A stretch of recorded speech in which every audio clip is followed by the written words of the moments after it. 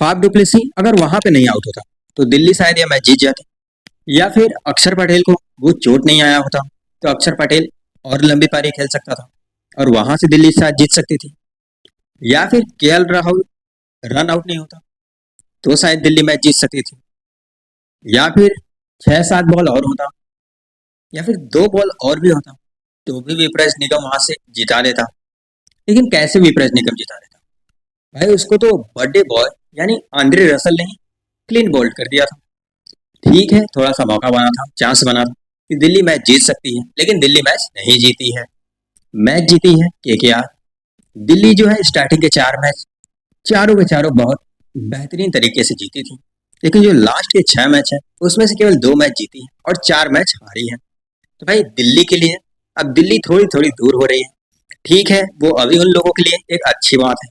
अच्छी बात यह है कि वो अभी टॉप 4 में बने हुए हैं, लेकिन ये अच्छी बात उनके लिए काफी जल्दी बुरी बात भी बन सकती है, क्योंकि उनका जो अगला मैच है वो हैदराबाद के साथ है। ठीक है, हैदराबाद अभी फॉर्म में नहीं है, लेकिन हैदराबाद का कोई भरोसा नहीं है, क्योंकि ये मैच उनके घर पे होने वाला है। तो दिल्ली के लिए ये अच्छा बिल्कुल नहीं है। वहां पे हो सकता है कि हैदराबाद जो है जीत जाए। अगर हैदराबाद वहां पे जीत जाती तो दिल्ली जो टॉप पे बनी हुई थी वो टॉप पे नहीं होगी, इनफैक्ट अभी भी नहीं है। उनका टॉप 4 में रहना भी बेकार हो जाएगा, इनफैक्ट वो रहेंगे भी नहीं, मौका भी नहीं मिलेगा। आज का मैच उनका जीतना ज़्यादा इंपॉर्टेंट था, क्योंकि केकेआर बहुत गंदी क्रिकेट खेल रही थी, अभी तक बहुत गंदी क्रिकेट खेल रही थी, लेकिन आज आज क्रिकेट केकेआर ने बहुत अच्छा खेला है। आज केकेआर ने भी काफ़ी अच्छा खेला। ये मैच जो है दिल्ली में ही हो रहा था, और दिल्ली का तो समझ में नहीं आ रहा है, इस ग्राउंड पे अगर रन आउट ना हो तो काम बने, और यहाँ पे रन आउट ऐसा है कि अगर रन आउट नहीं हुआ तो मजा ही नहीं। वही रन आउट केएल राहुल का, अगर वो रन आउट नहीं होता तो शायद रिजल्ट कुछ और होता, लेकिन रिजल्ट कुछ और निकला है। दिल्ली का एक दिल्ली का नहीं बल्कि इस आईपीएल में जितनी भी टीमें हैं उन सभी का ये कहानी रहा है कि ये सभी टीमें अपने घर पे उतनी बेहतरीन नहीं दिखी है। दिल्ली के लिए ये मैच जीतना काफी इंपॉर्टेंट था, उनका ये जीतना बनता भी था, उन्हें जीतना चाहिए था, लेकिन दिल्ली जो है वो मैच नहीं जीती है। हालांकि दिल्ली की तरफ से परफॉर्मेंस बहुत अच्छी आई है। मिचेल स्टार्क जो कि कमाल की बॉलिंग की है, लास्ट ओवर में तो खैर विकेट भी आया, ऐसा भी हुआ था कि हैट्रिक भी मिल सकती है। हैट्रिक ठीक है, मिचेल स्टार्क की हैट्रिक नहीं हुई, लेकिन भाई टीम की तो हैट्रिक हुई है, टीम की हैट्रिक हुई, उसके बावजूद उसके बावजूद भी दिल्ली हारी। विपरेश निगम जिसने कमाल की बॉलिंग की है और कमाल की बैटिंग भी की है, लेकिन वो भी बंदा मैच नहीं जिता पाया दिल्ली को। दिल्ली ने आज ऐसा क्या किया है या क्या नहीं किया है जिसकी वजह से आज दिल्ली हारी है। दिल्ली को खुद सोचना होगा। सब चीज सही करने पे भी दिल्ली ये मैच कैसे हार गई भाई? वो इसलिए हार गई है क्योंकि इस सीजन में 200 बना लो तो इसका मतलब है कि 90% मैच अपने हाथ में है। 90% मैच हाथ में आ जाता है अगर 200 आप बना लेते हो। वही काम किया है केकेआर ने, दिल्ली को 200 से अधिक का रनचेज दे दिया, यानी 205 का। अब 205 का टारगेट है तो भाई वो काफी मुश्किल हो जाता है। स्टार्ट उतना अच्छा नहीं मिलता है, पहला विकेट बहुत जल्दी आ जाता है, पावर प्ले में ही लगभग 2 विकेट गिर जाते हैं, ऊपर से रन आउट।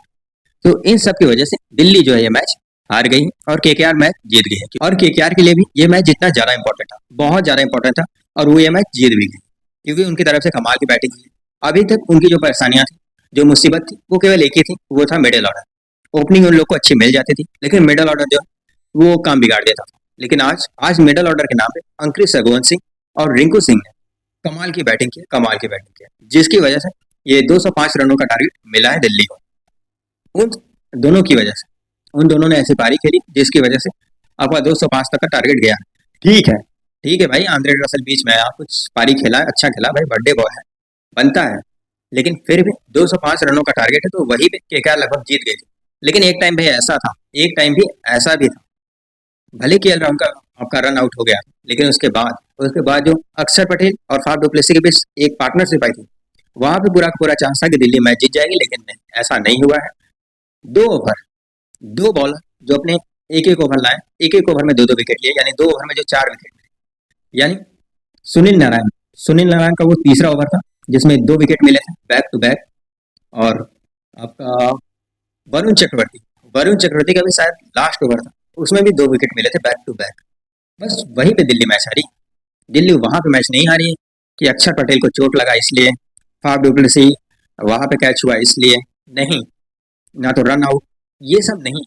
वजह बस यही कि जो लास्ट में जो 2 ओवर था और सुनील नारायण और वरुण चक्रवर्ती, इन दोनों के ओवर में जो 2-2 विकेट मिले हैं दोनों को भी, एक ओवर में 2-2 विकेट, बस वहीं पे दिल्ली ये मैच हारी।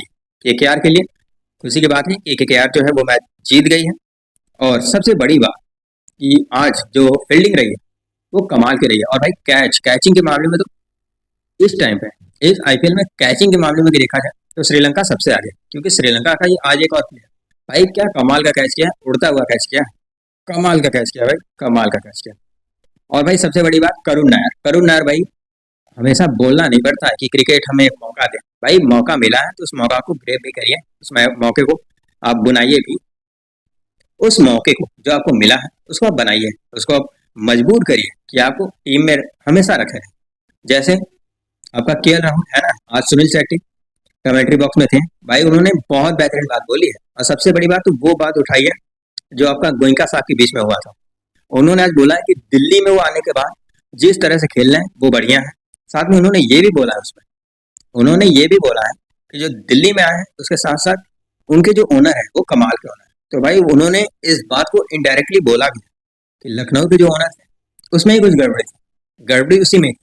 भाई उन्होंने ठीक है डायरेक्ट नहीं बोला लेकिन इनडायरेक्ट बोला, इनडायरेक्ट इस बातों का जिक्र किया। साथ में ये भी बोला है कि केएल राहुल अब तैयारी कर रहे हैं, भाई पूरी तरह से तैयारी कर रहे हैं T20 में कमबैक करने की, T20 इंटरनेशनल में कमबैक करने की। लेकिन सुनील शेट्टी भैया जी कमबैक नहीं हो पाएगा सर, बिल्कुल भी कमबैक नहीं हो पाएगा। लेकिन शेट्टी साहब ये बहुत मुश्किल होगा, बहुत मुश्किल होगा, क्योंकि आजकल का जो क्रिकेट है वो भी T20, वो 200 या 200 से ऊपर के स्ट्राइक रेट वाले प्लेयर ही चलेंगे, उससे नीचे तो बात ही नहीं होगा। और इस टाइम पे मुश्किल है कि आपका केएल राहुल वापस आए, ये मुश्किल है, बहुत मेहनत करना पड़ेगा, बहुत ज्यादा मेहनत करने पे भाई आ भी सकते हैं, ऐसा नहीं है कि नहीं आएंगे, आ सकते हैं भाई। ठीक है कोई बात नहीं, दिल्ली जो है 14 रनों से मैच हारी है लेकिन अभी भी टॉप 4 में बनी है, यानी चौथे नंबर पे है पॉइंट्स टेबल पे। और जो केकेआर है वो पॉइंट्स टेबल पे 7वें नंबर पे है। केकेआर को भी अब अगला मैच पूरा का पूरा जीतना ही होगा तभी वो टॉप 4 में आ पाएगी। और दिल्ली के लिए तो खैर मैच जीतना इंपॉर्टेंट है, उतना इंपॉर्टेंट नहीं, क्योंकि 1-2 मैच हार भी जाएंगे तो चलेगा, लेकिन केकेआर के लिए सारा जीतना इंपॉर्टेंट है। और वही कल बहुत बड़ा मैच आ रहा है, बहुत बड़ा, एक बहुत बड़ा मुकाबला है पंजाब किंग्स और चेन्नई सुपर किंग्स का।